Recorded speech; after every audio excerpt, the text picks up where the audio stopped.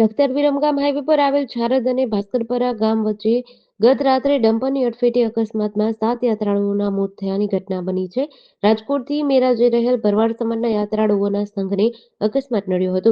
રાજકોટથી નીકળેલ યાત્રાળુઓ છારદ અને ભાસ્કરપરા વચ્ચે પહોંચતા પાછળથી પૂરઝડપે આવી રહેલી એક ટ્રકે યાત્રાળુઓને અડફેટે લીધા હતા, જેમાં 7 લોકોના મોત નીપજ્યા હતા.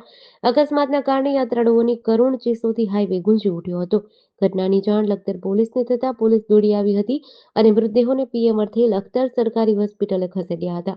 ઘટનાની જાણ થતાં સુરેન્દ્રનગર એએસપી વેદિકા બિહારી, લખતર દસાડા ધારાસભ્ય પીકે પરમાર, ગેડિયા મહંત સહિત વિવિધ સમાજના આગેવાનો તથા સરકારી અધિકારીઓ લખતર હોસ્પિટલે દોડી આવ્યા હતા.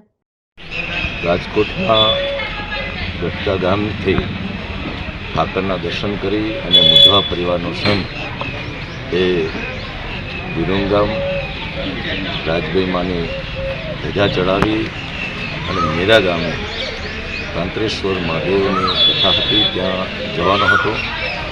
અને ત્યારે વિઠ્ઠલગઢ પાસે સારદથી નાઇટ રોકાઈ અને સારદથી ચાલતા વિઠ્ઠલગઢ બાજુ જતા હતા.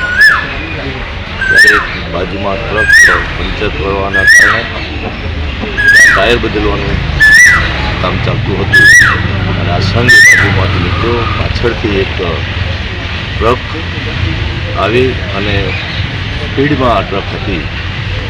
આ સંઘ પરના લગભગ 6 લોકો, એમાં 5 મહિલાઓ અને એક પુરુષ, એના ઉપરથી આ ટ્રક નીકળી જવાથી એમનું કરુણ મોત થયું છે. લગભગ 10-12 લોકોને નાની મોટી ઇજાઓ થઈ છે, દવાખાને દાખલ કર્યા છે. લખતર મુકામે આ 6 જે લાશો છે એ આજે ક્લીન કરવા માટે આવી છે. એનું જેમ પણ થઈ ગયું છે. આ ગમખ્વાર અકસ્માતમાં જે પરિવારો એ પોતાના સ્વજન ગુમાવ્યા છે, વિસ્તારના ધારાસભ્ય તરીકે હું આ પરિવારની આ દુઃખદ ઘડીની અંદર પ્રભુ આ પરમાત્માઓને શાંતિ અર્પે અને આ પરિવારો પર જે દુઃખ આવ્યું છે ત્યારે એ પરિવારોને પણ પ્રભુ કુદરત શક્તિ અર્પે એવી પ્રાર્થના કરું છું. આ અકસ્માતના સમાચાર સાંભળતા જ અમારા ગેડિયા જગ્યામાંથી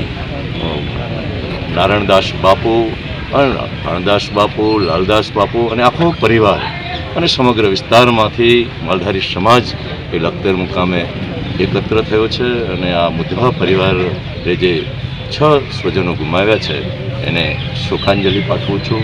જેડીસી ન્યૂઝ સાથે જયેન્દ્રસિંહ ઝાલા, લખતર.